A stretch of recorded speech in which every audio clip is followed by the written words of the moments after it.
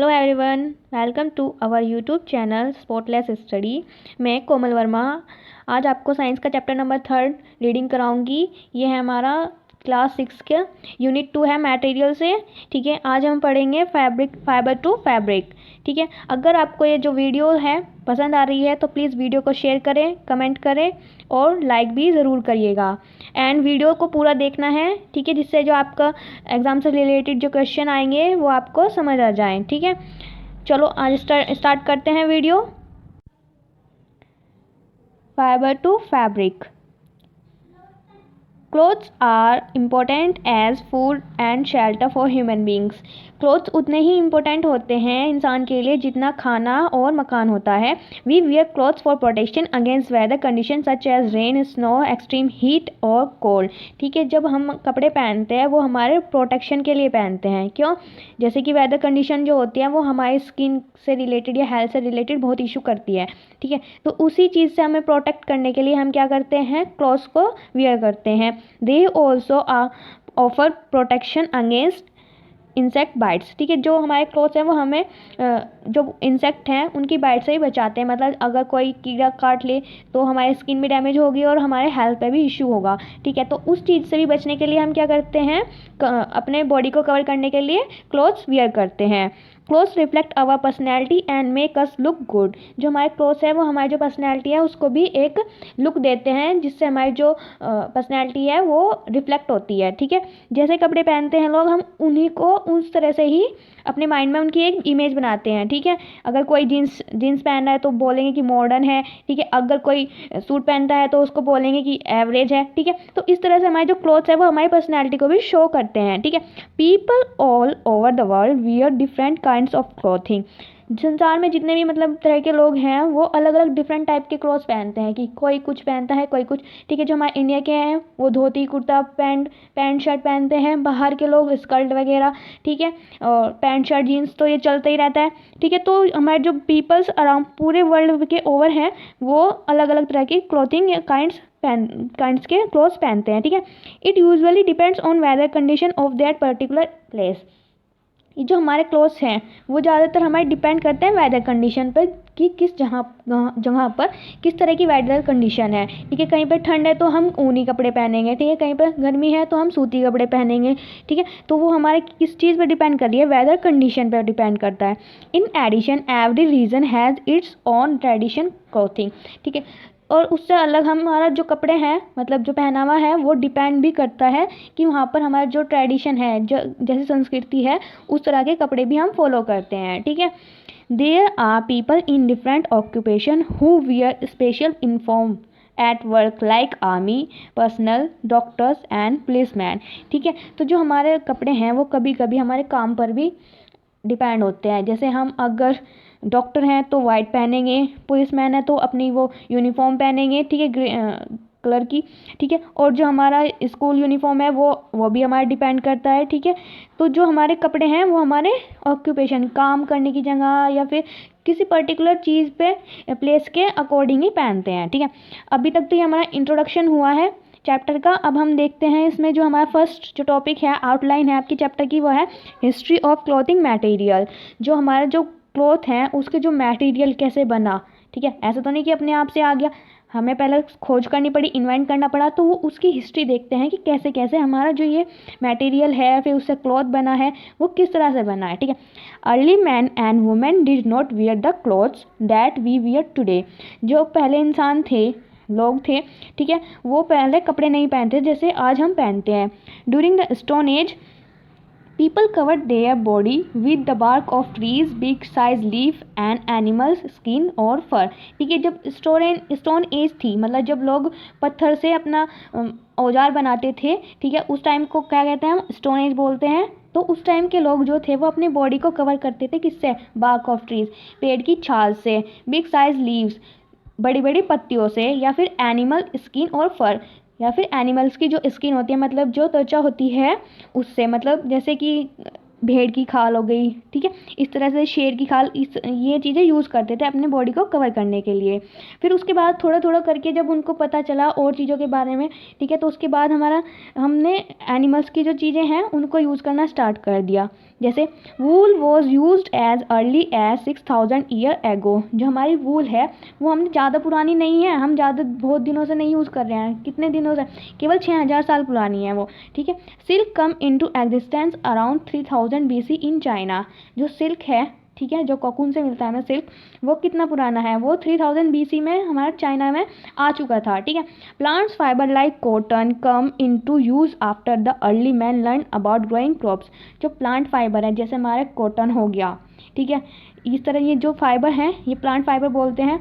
ये कब यूज़ में आए? जब हमारे जब तक जो अर्ली मैन है उन्होंने अपनी जो क्रॉप है उनको ग्रो करना नहीं सीखा था, मतलब खेती करना नहीं सीखा था। जब उन्होंने खेती करना सीख लिया तो उसके बाद उन्हें क्या, एक प्लांट मिला होगा कॉटन का, फिर कॉटन में उनसे प्लांट से कॉटन मिली होगी, उसके बाद उन्होंने कहीं जाके अपना कॉटन यूज़ करना सीखा होगा।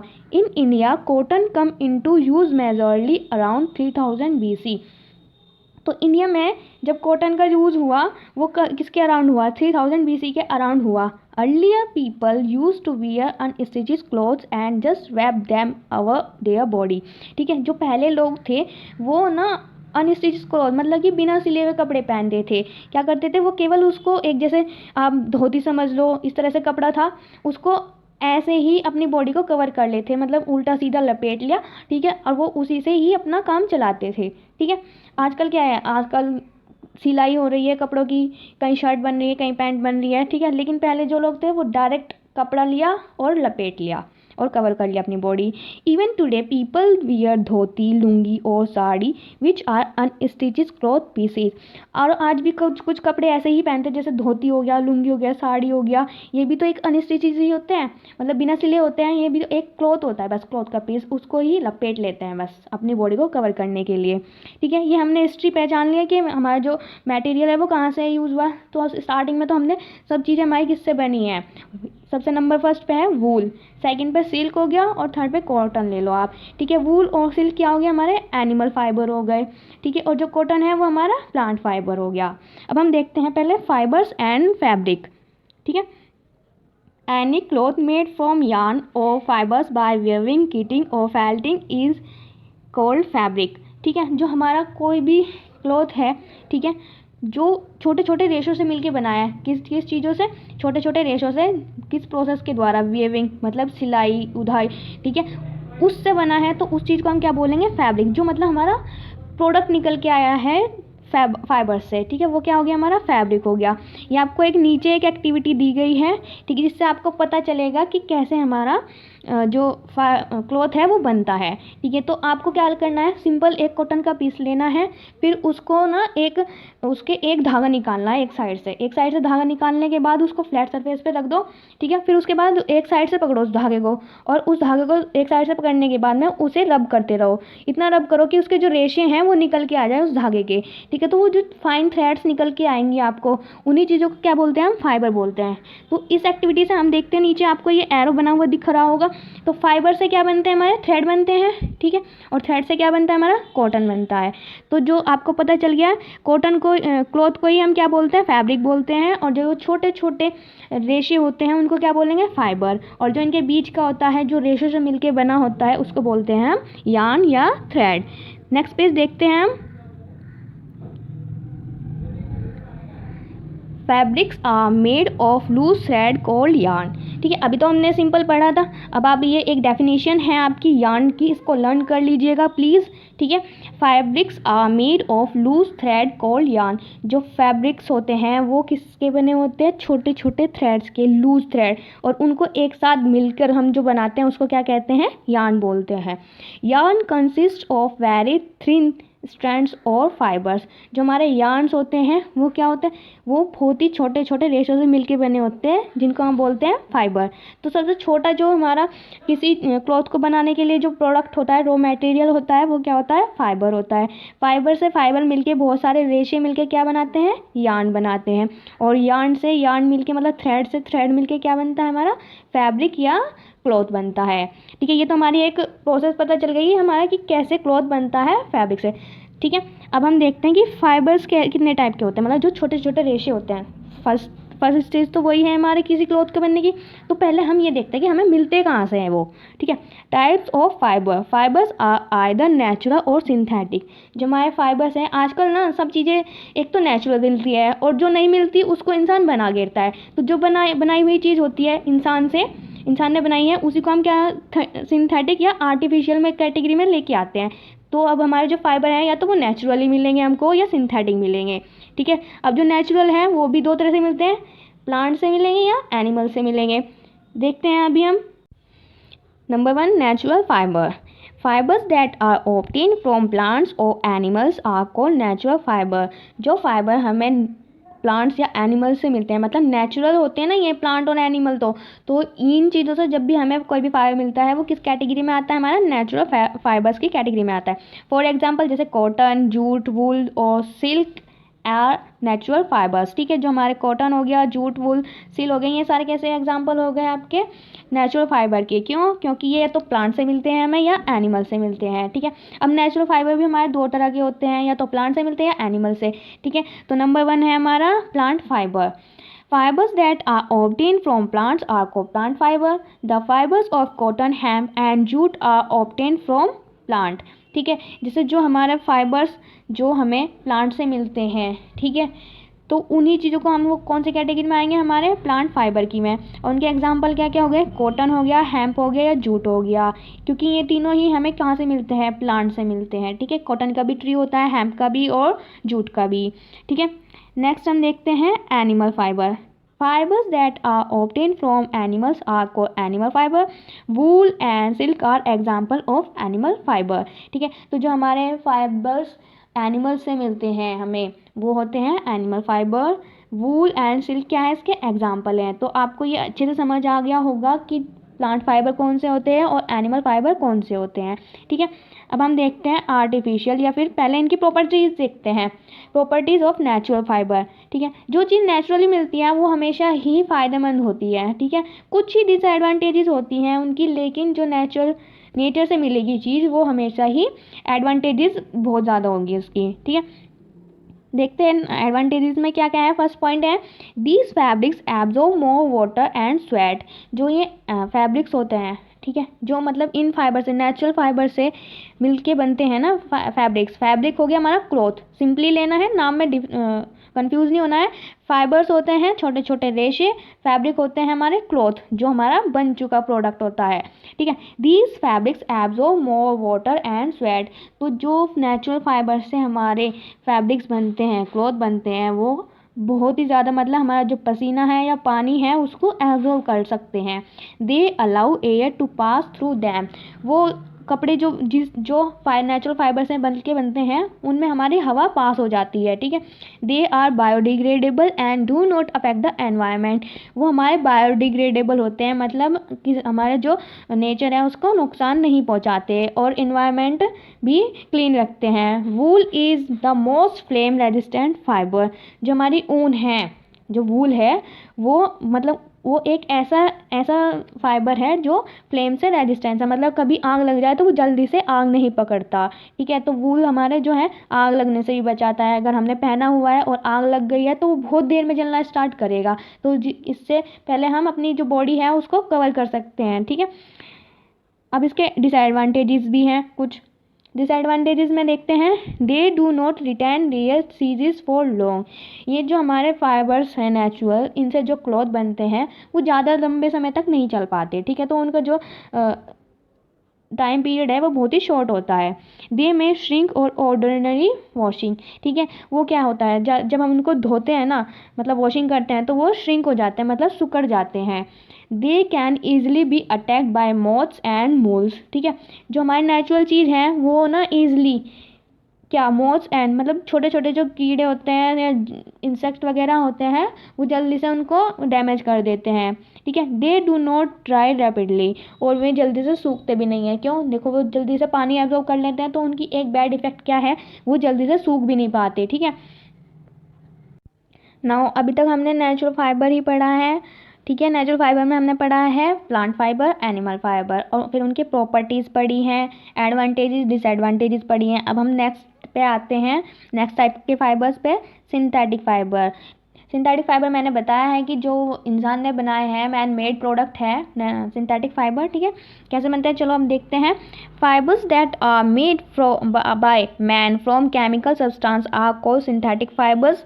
दे include rayon, nylon, acrylic, polyester, olefin et cetera, ठीक है। तो जो हमारे फाइबर्स हैं जो हमने मैन मेड बनाए हैं, किस प्रोसेस से, केमिकल सब्सटेंस से, ठीक है, तो उनको ही हम क्या बोलते हैं, सिंथेटिक फाइबर बोलते हैं। उनमें उनके कुछ एग्जाम्पल है, रेयॉन, नायलॉन, पॉलिएस्टर, ये जो हैं उसके एग्जाम्पल हो गए। अब हम नेक्स्ट पेज पे चलते हैं, पेज नंबर 28। अब हम इसमें भी इनकी प्रॉपर्टीज़ पढ़ेंगे। सबसे पहले एडवांटेजेस पढ़ते हैं, क्या क्या है सिंथेटिक फाइबर की हमारे। They are stronger than natural fibre. देखो इनकी जो हमारी जो नेचुरल फाइबर की जो वो थी डिसएडवांटेजेस थी, वही हमारे यहाँ पे एडवांटेजेस हो जाती हैं, ठीक है। सबसे पहला है वो ज़्यादा लंबे समय तक चलते हैं और ज़्यादा वो होते हैं, मतलब स्ट्रोंगर होते हैं। They are easy to wash and maintain, वो जल्दी से धुल भी जाते हैं और उनको मेंटेन करने के लिए भी ज़्यादा केयर की ज़रूरत नहीं होती। They do not get wrinkles but dry easily, वे जल्दी से मतलब सिकुड़ते नहीं हैं, बट जो है वो ड्राई हो जाते हैं जल्दी, मतलब सूख जाते हैं जल्दी। Some synthetic fibre are flame resistance and waterproof, और जो हमारे सिंथेटिक फाइबर हैं उनमें भी आग नहीं लगती, मतलब वो भी फ्लेम रेजिस्टेंस होते हैं और वाटर प्रूफ भी होते हैं, मतलब जल्दी से भीगते भी नहीं हैं, ठीक है। अब इनकी डिसएडवांटेजेस भी देखते हैं। सबसे पहला क्या है, they do not absorb sweat. जो नेचुरल फाइबर की एडवांटेजेस थी वो यहाँ पे क्या हो जाती है, डिसएडवांटेज हो जाती है। सिंपली याद करने के मैं एक ट्रिक बता रही हूँ आपको कि अपोजिट होगा जस्ट, ठीक है। तो इसकी डिसएडवांटेजेस क्या है, they do not absorb sweat, वे ये पसीना नहीं सोखते हैं। सेकंड हो गया हमारा, they do not allow air to pass through them easily, ये हमारी जो एयर है, जो होल्स है, इनमें होल्स नहीं होते हैं इनके, जब ये बुने जाते हैं इनसे कपड़े सिंथेटिक फाइबर से, तो उनमें बिल्कुल भी स्पेस नहीं होता, तो वो क्या करते हैं, एयर को पास नहीं होने देते, ठीक है।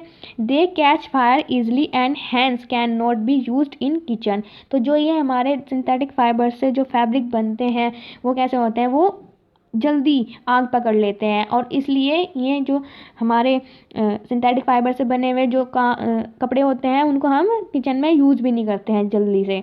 They are not suitable for hot and humid weather, और ये जो सिंथेटिक फैब्रिक्स होते हैं ये हमारे सुटेबल नहीं होते किसी गर्म चीज़ के लिए या ह्यूमिड वेदर के लिए, ठीक है।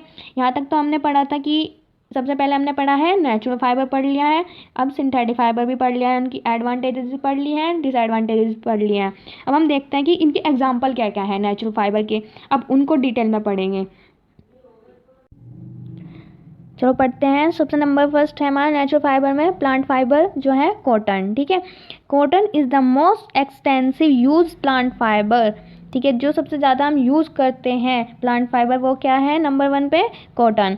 It is a soft white colour fibre that grows around the seed in the fruit called ball of the cotton plant.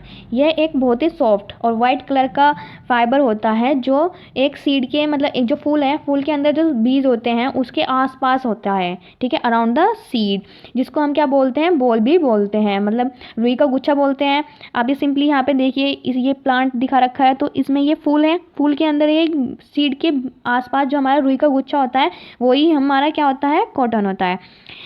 Cotton plants is a shrub, जो हमारा कॉटन प्लांट है वो श्रब की category में आता है। मतलब श्रब कौन से होता है, जो हमारे जिनकी लेंथ जो है हमारे घुटनों तक होगी, इतने ही बड़े होते हैं इनके प्लांट्स की जो लेंथ होती है, ठीक है, उन्हीं को हम क्या बोलते हैं, shrub. India is the world second largest producer of cotton after China. India जो है वो सेकंड नंबर पे प्रोड्यूसर है, मतलब सेकंड नंबर पे खेती होती है हमारी कॉटन की इंडिया में, ठीक है, चाइना के बाद। In India the main cotton producing state are Punjab, Haryana, Gujarat and Rajasthan. जो इंडिया में है वहाँ पर भी ये कहीं कहीं पर ही होता है, तो वो कौन कौन से स्टेट है जहाँ पर ये हमारा कॉटन का जो एग्रीकल्चर होता है, ठीक है, पंजाब, हरियाणा, गुजरात एंड राजस्थान, ठीक है। नेक्स्ट देखते हैं cotton grow well in warm climate and moderate rainfall. जो कॉटन का प्लांट है वो कहाँ पर ग्रो करता है? वार्म क्लाइमेट मतलब गर्म जगह पर, एंड मॉडरेट रेनफॉल, और जहाँ पर जो बारिश है वो मॉडरेट हो मतलब एवरेज हो, ना तो ज़्यादा होनी चाहिए ना ही कम होनी चाहिए।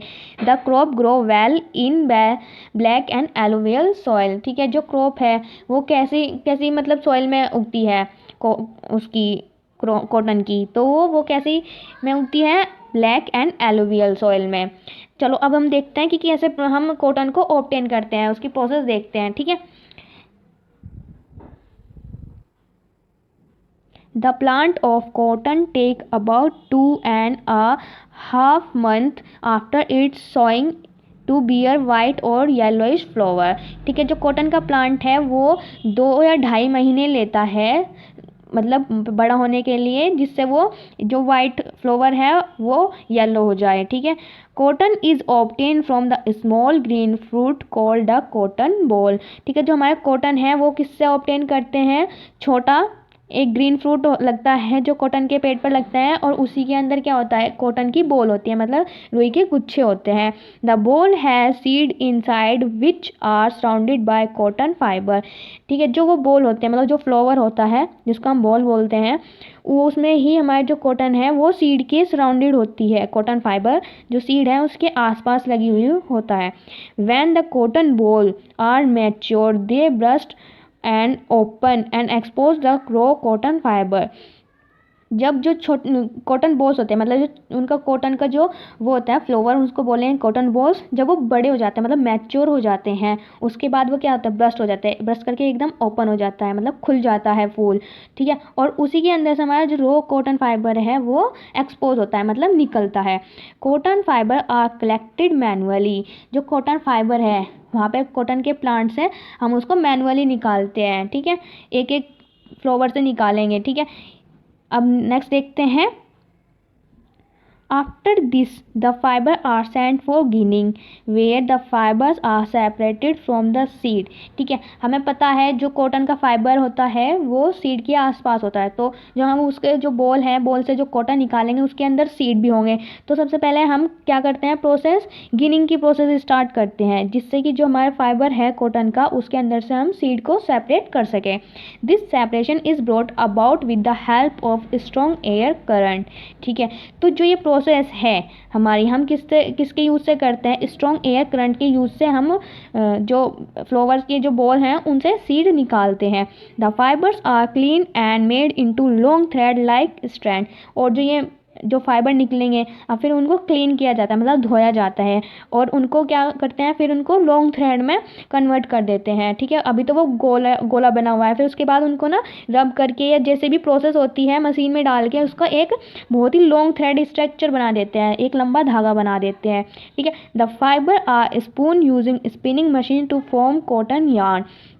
और उसके बाद में जो फाइबर्स मतलब जो थ्रेड्स बनते हैं उसके बाद वो उनको स्पून कर देते हैं, किसकी मदद से? स्पिनिंग मशीन की, जैसे चरखा बोलते हैं ना, उसकी मदद से हम कॉटन यार्न में उसको मतलब चेंज कर देते हैं। The process of making yarn from fibre is called spinning. और इसी प्रोसेस को जब हम जो फाइबर होते हैं उनसे यार्न बनाते हैं उसको क्या बोलते हैं? स्पिनिंग बोलते हैं।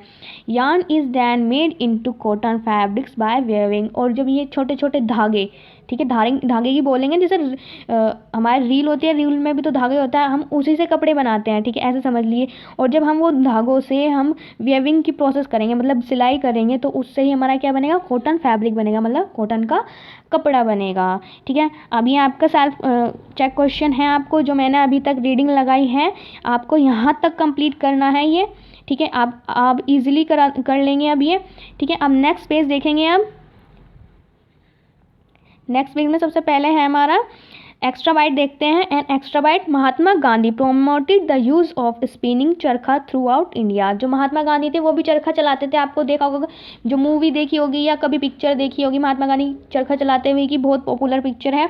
तो जो महात्मा गांधी थे वो भी हमारा जो रुई है उससे मतलब धागा बनाते थे। ठीक है, spinning was earlier done by simple hand spindle called तकली और on a spinning wheel called चरखा। जैसे मैंने बताया है कि चरखा यूज़ करते थे, तो सबसे पहले जो स्पिनिंग की प्रोसेस होती थी वो सिंपली हाथ से होती थी, जिसको हम क्या कहते थे, तकली बोलते थे, ठीक है। और जो व्हील होता है, स्पिनिंग व्हील होता है, उसको क्या बोलते थे, चरखा।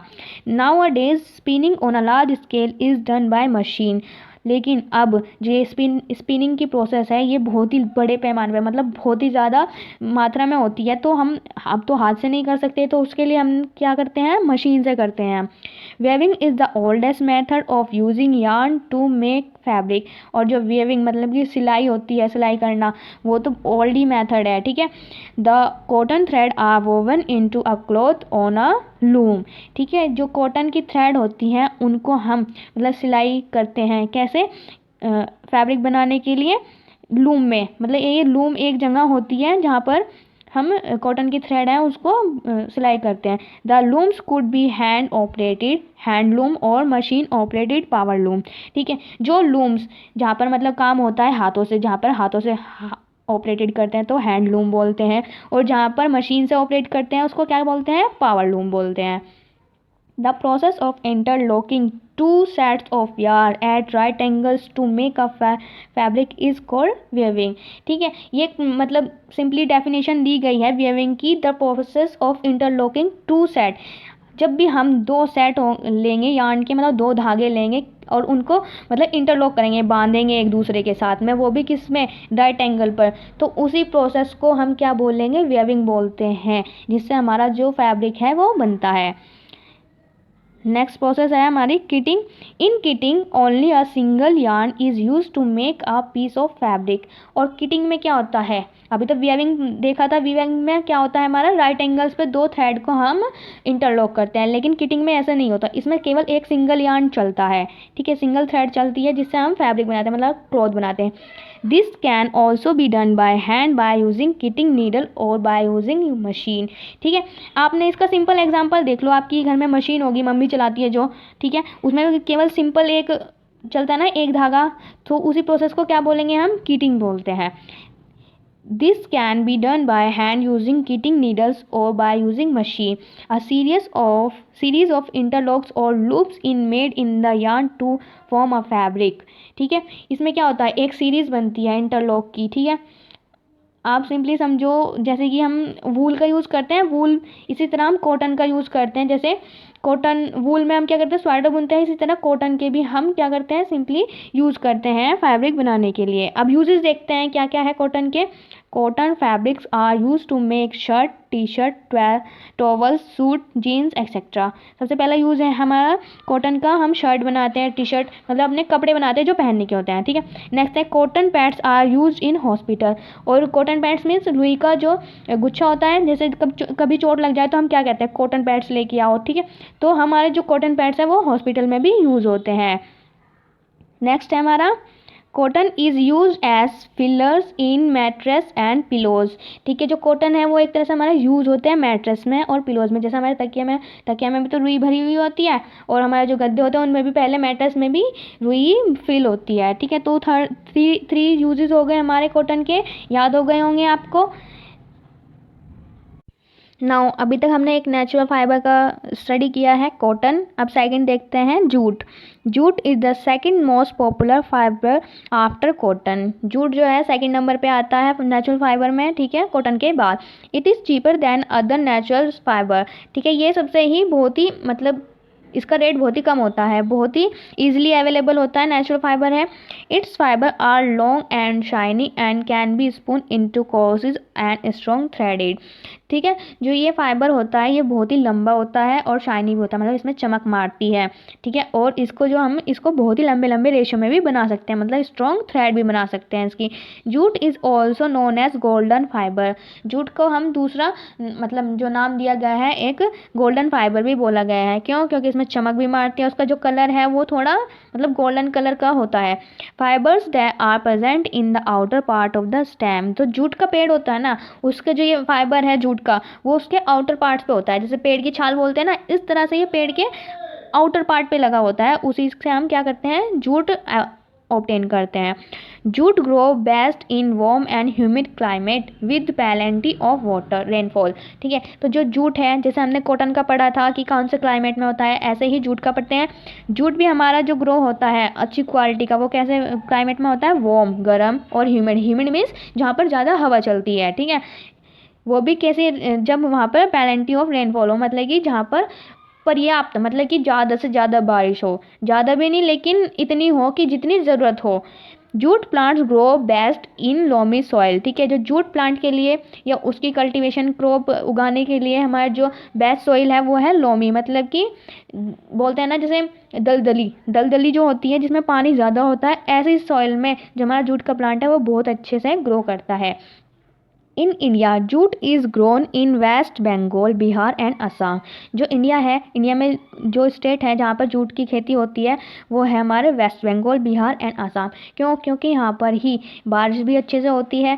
ठीक है, सोइल भी वहाँ की लोमी है, और वहाँ का जो क्लाइमेट है वो भी वार्म और ह्यूमिड होता है, इसलिए वहाँ पर बेस्ट जूट प्लांट्स ग्रो करते हैं। The plants grow to a height of 3-4 metres and bears yellow flowers. ठीक है, तो जो ये जूट का प्लांट होता है वो उसकी हाइट होती है 3 to 4 मीटर। अब 3 से 4 मीटर लंबाई होती है इनकी, बहुत लंबे पेड़ होते हैं ये भी। ठीक है, और जिन पे एक येलो कलर का फ्लावर लगता है। It takes 5 to 6 month for the plant to get ready for harvesting. और ये जो प्लांट होता है इसको पूरा मतलब कि बड़ा होने के लिए, जिससे हम रेशा निकाल सके, ठीक है, उसके लिए इनको 5 से 6 महीने लग जाते हैं, जिसके बाद हम उसकी हार्वेस्टिंग कर सकते हैं। अब हम देखते हैं कि प्रोसेस किस तरह से हम जो जूट की क्रॉप है या जूट कैसे ऑब्टेन करते हैं। तो इसका बेस्ट मेथड है हमारा रीटिंग। ठीक है, once the jute crop is ready for harvesting it is cut very close to the ground. ठीक है, जब हमारी जो जूट की क्रॉप है रेडी हो जाती है हार्वेस्टिंग के लिए, मतलब कटने के लिए, फिर हम इसको ना, इसके जो पेड़ होता है उसको बहुत ही क्लोज, मतलब धरती के आस पास से ही, बहुत क्लोज से ही कट कर देते हैं, जैसे गन्ना कट करते हैं ना। ठीक है, इसी तरह हम जूट को भी कट कर देते हैं। The plant are left in the field for a few days to let the leaves fall off. ठीक है, उसके बाद जो, जैसे आपने देखा होगा कि जैसे अनाज की खेती होती है, उसको अनाज के जो पेड़ होते हैं उसको कट कर देते हैं और फिर उसको कुछ दिन के लिए वहीं पे बिछा देते हैं, मतलब फील्ड पे ही ऐसे लिटा देते हैं, जिससे किया है उनके जो बीज हैं वो, मतलब जो पेड़ हैं वो सूख जाए अच्छे से। ठीक है, इसी तरह जो जूट का प्लांट है उसको भी ऐसे कट करने के बाद में वहीं पे फील्ड पे बिछा देते हैं। ठीक है, लेफ्ट में छोड़ देते हैं, और जिससे कि उसको थोड़े दिन के लिए छोड़ देते हैं, और जिससे जो उनकी लीव्स हैं वो अपने आप टूट कर गिर जाएँ। ठीक है, the stem of the cut plant are tied in bundle and immerse in water for 3 to 4 week. ठीक है, उसके बाद जब वो सूख जाती हैं और पत्ते झड़ जाते हैं उस पेड़ की, उसके बाद हम उनके जो स्टेम है, मतलब जो तना कटा हुआ है, पेड़ का तना ही बचा ना अब, तो जो वो तना है उसको हम बांध देते हैं, मतलब बंडल बना देते हैं 4-5 का। ठीक है, और उसके बाद उन बंडल्स को क्या करते हैं, हम पानी में डुबो के रखते हैं, कितने, 3 से 4 वीक के लिए, मतलब अप्रोक्स 1 महीने के लिए उनको बंडल को हम पानी में भिगो कर रखते हैं। ठीक है, this process of soaking the stem in water is called reading. और जो हम ये जो बंडल है जूट के, उनको अगर हम पानी में भिगो के रखते हैं, इसी प्रोसेस को हम क्या बोलते हैं, रीटिंग बोलते हैं। On soaking the tissue of the stem become soft and the fibre get separated. और सूखने के बाद में, जब हम 3 से 4 वीक के बाद में हम जब वो बंडल निकालेंगे और उसके बाद उनको सुखाएंगे, तो जो उनके टिश्यू है, मतलब जो उसकी बाहर की खाल होती है पेड़ की, जूट की, तो वो क्या हो जाती है, सॉफ्ट हो जाती है, और हम उसको ईजिली सेपरेट कर लेते हैं। ठीक है, जिसको हम बोलते हैं फाइबर। ठीक है, ईजिली सेपरेट हो जाती है। The separated jute fibre are removed by hand, dried and woven into fabric. और जो वो फाइबर्स बाहर निकल जाते हैं, सेपरेट हो जाते हैं, वो कैसे होते हैं, हैंड से कर देते हैं, फिर उसके बाद हम उसको सुखाते हैं, सुखाने के बाद हम उसको वोवन करते हैं, मतलब कि सिलाई करते हैं उनसे, जिससे कि हमारा जो वो है चेंज हो जाते हैं फैब्रिक में। नाउ अब नेक्स्ट पेज पर चलते हैं। नेक्स्ट पेज नंबर है हमारा 30। अब हमने कॉटन पढ़ने के बाद कॉटन के यूजेस पढ़े थे, इसी तरह हमने जूट पढ़ लिया है, उसकी प्रोसेस पढ़ लिया है कि कैसे ऑब्टेन करते हैं। अब उसके बाद हम क्या पढ़ेंगे, उसके यूज़ पढ़ेंगे। ठीक है, jute is said to have more than 1000 uses. ठीक है, जो जूट है हमारा बहुत, मतलब 1000 तरीके से हम यूज़ करते हैं आजकल अपनी लाइफ में। Some of its important uses are, और उसके जो मतलब इम्पोर्टेंट यूज़ है केवल हम वो पढ़ेंगे। ठीक है, फर्स्ट नंबर है it is use for making strong packaging material such as gunny bags ropes etcetera. तो सबसे पहले जो हम यूज़ करते हैं इसका, ये बहुत ही स्ट्रॉन्ग पैकेजिंग मटेरियल होता है, तो उन्हीं को बनाने के लिए हम यूज़ करते हैं। जैसे गिनी बैग्स बॉडी हो गई हमारी, रूप्स रस्सी हो गई, उन चीज़ें किससे बनती है, हमारे जूट से ही बनती है, क्योंकि ये बहुत ही स्ट्रॉन्ग होता है। सेकंड नंबर पे है it is use for making carpet handbags etcetera. हम इसका यूज़ कारपेट मतलब कि नीचे पायदान बनाने बिछाने के जो काम आते हैं उनके यूज मेकिंग में भी यूज़ करते हैं, या फिर हैंडबैग जो हाथ के थैले होते हैं उनमें भी। थर्ड नंबर है it is use as a raw material in textile, non textile and agriculture sector. ये एक रॉ मटेरियल की तरह भी यूज़ होता है टेक्सटाइल या नॉन टेक्सटाइल मीन फैक्ट्रीज में, ठीक है, या फिर एग्रीकल्चर सेक्टर में। जैसे कि हम बैग्स बनाते हैं ना, बोरी वगैरह, तो एग्रीकल्चर में उस तरह से यूज़ होगा कि वहाँ पर जो क्रॉप्स हैं वो उसमें भरी जाती हैं, ठीक है। लास्ट है इसका use, it is use for making cloth, slipper, hat etcetera. और ये कहीं कहीं पर हमें क्लॉथ्स बनाने में भी यूज़ होता है, स्लीपर मतलब चप्पल बनाने में, ठीक है, या फिर हैट जो सिर की मतलब हैट होती है उसको बनाने में। अब हम देखते हैं सम अदर फाइबर्स, ठीक है, जो नेचुरली ही हैं। अभी तक तो हमने प्लांट फाइबर पढ़े थे, अब ये एनिमल फाइबर आते हैं हमारे, ठीक है। सबसे नंबर फर्स्ट है हमारा wool. Wool is another natural fibre obtain from the hair of animals like sheep, camel and goat. जो वूल है एक अदर नेचुरल फाइबर है जो हमें ऑब्टेन होता है एनिमल्स के हेयर से, जिससे जैसे कि जो एनिमल्स है शीप हो गया, कैमल या गोट हो गया। Removing the wool from sheep is called sharing. जब हम किसी शीप मतलब कि किसी भेड़ से उसके बाल रिमूव करते हैं तो उसी प्रोसेस को क्या बोलते हैं, शेयरिंग बोलते हैं। After sharing the wool is clean and wash. और शेयरिंग करने के बाद में जो वूल है उसको हम क्या करते हैं, क्लीन करते हैं और वॉश करते हैं, क्योंकि नॉर्मली हम एनिमल्स के मतलब कभी कभी मतलब इंसेक्ट वगैरह भी हो जाते हैं ना, ठीक है, तो उन चीज़ों से बचने के लिए हम क्या करते हैं, पहले क्लीन करते हैं वूल को, फिर उसके बाद उसको वॉश भी करते हैं, ठीक है। The clean wool is spun into fibre, this fibre is then woven और knitting to make woollen clothes. और उसके बाद जो हमारी वॉश हो जाती है वूल, वो फिर हम उसको स्पिन मतलब बीनते हैं फाइबर में, ठीक है, उसके फिर हम फाइबर बना लेते हैं मतलब थ्रेड बना लेते हैं, और फिर उसी थ्रेड से हम क्या करते हैं, वूलन क्लॉथ्स बनाते हैं अपने। नाउ अब यूज़ देखते हैं इसके क्या क्या है हमारे इम्पोर्टेंट, मतलब क्यों इम्पोर्टेंट है ये हमारे लिए। Woollen clothes retain body heat, that is why they are use in winter. हमें पता है कि हम ऊनी कपड़े का पहनते हैं, विंटर में पहनते हैं, तो क्यों पहनते हैं, क्योंकि जो वुलन क्लॉथ्स होते हैं, वूल के बने हुए क्लॉथ्स होते हैं, वो हमारे जो बॉडी की हीट है उसको रिटेन करके रखते हैं, कि बना कर रखते हैं, वो जल्दी से हीट पास आउट नहीं होने देते, ठीक है। तो इसलिए हम वुलन के क्लॉथ्स कब यूज़ करते हैं, विंटर्स में यूज़ करते हैं। चलो अब एक नंबर हमारा फर्स्ट नंबर हो गया वूल कंप्लीट। अब सेकंड देखते हैं, सेकंड एनिमल फाइबर कौन सा है हमारा, silk. We get silk from silk worm. जो हमारा सिल्क है मतलब रेशम है, वो हमें कहाँ से मिलता है, रेशम के कीड़े से, मतलब जिसको हम बोलते हैं इंग्लिश में सिल्क वॉर्म से। Silk fibre is obtain from the cocoon of the silk moth. ठीक है, जो सिल्क फाइबर होता है वो कोकून से मिलता है, जो हमारा सिल्क मोथ बनाते हैं, ठीक है। सिल्क मोथ मतलब सिल्क का कीड़ा ही समझो, ठीक है, जो अपने आसपास एक कोकून बना लेता है। कोकून मीन्स एक ब्लैंकेट की तरह, मतलब अपने आवरण सा बना लेता है, कवर कर लेता है, जैसे गुब्बारा हो गया ना, गुब्बारा होता है, इसी तरह से गुब्बारे के अंदर अगर हम कुछ डाल दें तो ऐसे ही समझिए कि जो गुब्बारा है वो तो है हमारा कोकून, और जो उसके अंदर कुछ डाला है या फिर कुछ है तो वो होता है हमारा सिल्क मोथ, मतलब जो कीड़ा होता है। अब सिंपल, अब नेक्स्ट पार्ट पे चलते हैं। The silk moth lives on the leaf of mulberry plant. तो जो सिल्क मोथ होते हैं मतलब रेशम का कीड़ा होता है, वो कहाँ पर रहता है, ज़्यादातर मलबरी प्लांट की लीव्स पर रहता है और उन्हीं लीव्स को खाकर बड़ा होता है। The silk worm secretes an unbroken fibre cocoon around itself. अब जो सिल्क वॉर्म है वो सीक्रेट करता है, मतलब कि छोड़ता है एक नेचुरल फाइबर, अनब्रोकन फाइबर मतलब जो बिना टूटा, ठीक है, जिसको बोलते हैं हम कोकून अपने चारों तरफ। This cocoon is boiled and unwound to form the fibre. और जब वो मतलब जो वो बॉल होती है, कोकून होता है, उसको हम क्या करते हैं फिर उबाल लेते हैं, बॉइल कर लेते हैं, जिससे कि जो वो फाइबर है वो अनवाउंड हो जाए, मतलब उसके अंदर से जो रेशम का कीड़ा है वो तो मरकर बाहर निकल जाए और वो जो फाइबर बचेगा वो अलग हो जाए। The fibre is then spun to form a silk yarn.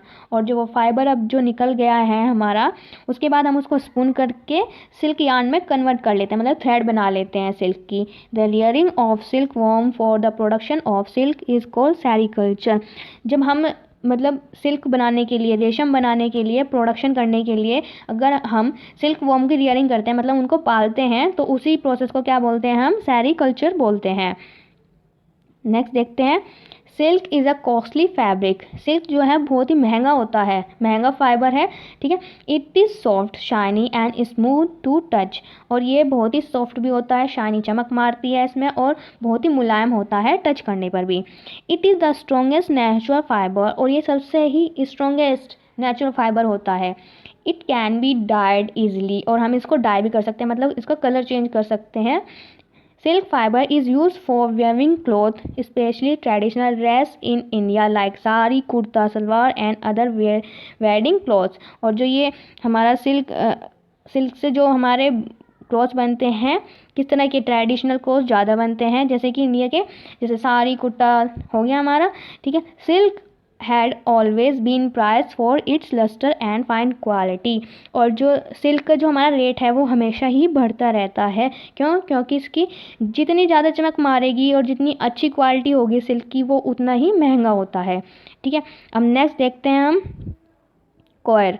Coir is a course fibre obtained from the fibrous outer covering of the fruit of coconut।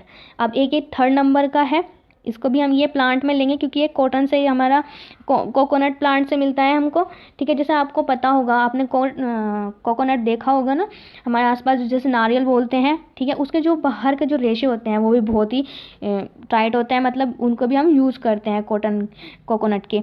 तो जो फाइबर होता है जो कोकोनट से हमें मिलता है, तो वो उसका नाम क्या होता है? कॉयर होता है। It is a water proof fibre that is use to make ropes, mats, door mats, brush and stuff of mattress and pillows, ठीक है। तो जो ये कॉयर होता है, मतलब कोकोनट का फाइबर होता है, वो कैसा होता है? वाटर प्रूफ फाइबर होता है, मतलब ये पानी को रोकता है, ठीक है, आसानी से गीला नहीं होता। और ये हमारा यूज़ किस लिए होता है? रस्सियाँ बनाने में, मैट बनाने में, डोर मैट बनाने में, या फिर इसके ब्रश भी बनते हैं, ठीक है। और कभी कभी आपने सुना होगा कि हमारा बेड होता है, बेड का जो गद्दा होता है, पुराने जो गद्दे होते हैं वो कोकोनट के ही बनते थे, ठीक है। तो जो उनके अंदर की जो स्टफिंग होती है वो भी हम कॉयर की बनाते हैं, ठीक है। नेक्स्ट हम देखते हैं कुछ आपके, अभी तक तो हमें ये नेचुरल है, नेक्स्ट पेज पर चलते हैं हमारा, ठीक है। हेम्प, नेक्स्ट है हमारा हेम्प, नेचुरल में ही है। Hemp is obtain from the stem of the hemp plant. It is use to make ropes, carpets, net and clothes. जो हेम्प है वो भी हमारा एक नेचुरली होता है, जो हमें ऑब्टेन होता है स्टेम से, हेम्प के प्लांट से। It is use to make ropes, carpets, net and clothes, ठीक है। ये भी हमारा जो यूज़ होता है वो रस्सियाँ बनाने के लिए यूज़ होता है, जैसे बांस बोलते हैं ना, बांस, तो वो चीज़ें, ठीक है। उससे हम कारपेट से बना सकते हैं, नेट बना सकते हैं, क्लॉथ भी बना सकते हैं। नेक्स्ट है हमारा flax. Linen fabric is made from the fibre obtain from the stem of the flax plant, ठीक है। ये भी एक तरह का प्लांट होता है जिससे हमारा जो लिनन फैब्रिक है मिलता है, ठीक है। It is used in the production of roof and highly quality paper. जो हमारा फ्लेक्स का जो प्लांट होता है वो हमारा यूज़ किस किस में होता है? एक तो हम रूफ मतलब रस्सियाँ बनाने में यूज़ करते हैं, या फिर हम जो हमारे हाई क्वालिटी का पेपर होता है, जो मोटा मोटा पेपर होता है ना, वो किससे बनता है? हमारा फ्लेक्स के प्लांट से ही बनता है, जिसका जो फैब्रिक का नाम होता है वो क्या होता है? Linen fabric. नेक्स्ट हम देखते हैं, नेक्स्ट हमारा सिंथेटिक फाइबर, ठीक है। सिंथेटिक फाइबर में हम सबसे पहला नंबर लेंगे नायलॉन का, ठीक है। It is a synthetic fibre introduce in 1938 when nylon stocking first appeared, ठीक है। ये हमारा सिंथेटिक फाइबर है जो सबसे पहले इंट्रोड्यूस है, मतलब बना था 1938 में, जब हमारा नायलॉन की स्टॉकिंग पहली बार देखी गई थी। It is quite strong yet weighs less than any other commonly use fibre. ये कैसा होता है? ये स्ट्रॉन्ग होता है और बहुत ही कम, मतलब इसका जो वेट है वो भी बहुत ही कम होता है अदर फैब्रिक के अकॉर्डिंग, ठीक है। Nylon fibre is smooth, non and absorbent, durable and ड्राइज quickly. जो हमारा नायलॉन फाइबर होता है वो कैसा होता है? स्मूथ होता है, नॉन एब्जॉर्बेंट होता है, मतलब ये आसानी से पानी नहीं, इसको क्या बोल सकते हैं? वाटर प्रूफ भी बोल सकते हैं। ड्यूरेबल मतलब कि ज़्यादा दिन तक चलने वाला, एंड ड्राइज क्विकली मीन्स जल्दी से सूख जाता है। It is a elastic and resilient and so needs no ironing. ठीक है, ये एक कैसा होता है, ये इलास्टिक भी होता है, रिसाइलेंट भी होता है, जिसके वजह से हमें इसको मतलब आयरन करने की ज़रूरत नहीं होती, प्रेस करने की ज़रूरत नहीं होती। Nylon melts at high temperature, और जो नायलॉन है वो मेल्ट मीन्स पिघल जाता है हाई टेम्परेचर पर। ठीक है, ये इसकी मतलब पूरी डिटेल आ गई है। ये बना कब था, ये 1938 में बना था, और ये इसका जो क्वालिटी है वो स्ट्रॉन्ग है। ठीक है, स्मूथ भी है, नॉन एब्जॉर्बेंट है, ड्यूरेबल भी है, और क्विकली ड्राई भी हो जाता है। ठीक है, नेक्स्ट हम देखते हैं acrylic.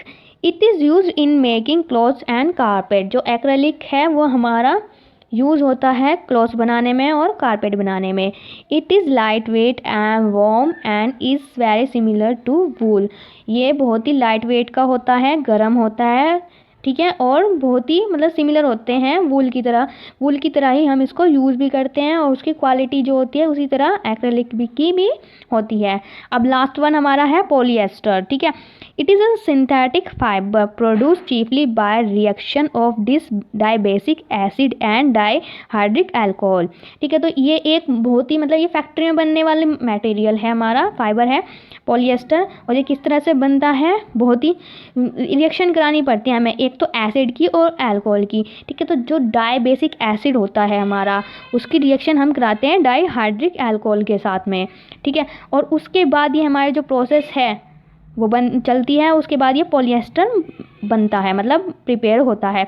It is a strong fibre resistance to चीज़ and thus keep in shape. ठीक है, और ये एक स्ट्रॉन्ग फाइबर होता है, रेजिस्टेंस भी होता है इसमें, मतलब ये जल्दी से नहीं फटता, मतलब चीज़ नहीं होता, और जो इसकी शेप है वो हमेशा बनी रहती है। Polyester is strong light and weather resistance. और जो पॉलीएस्टर होता है वो बहुत ही स्ट्रॉन्ग होता है, हल्का होता है वजन में। ठीक है, और वेदर के साथ भी रेजिस्टेंस होता है, मतलब ये किसी भी वेदर में हम यूज़ कर सकते हैं। ठीक है, आपकी ये जो चैप्टर है ये यहाँ पर कंप्लीट हो गया है, नंबर 3। ठीक है, फाइबर्स टू फैब्रिक का। अब आपके ये जो वर्ड बैंक है ये भी आपको लर्न करने हैं, और अगर आपको हमारा जो ये वीडियो है समझ आया है, ठीक है, तो प्लीज़ वीडियो को लाइक करें, कमेंट करें, और अपने फ्रेंड्स को शेयर भी ज़रूर करें। ठीक है, thanks for watching my videos. ठीक है।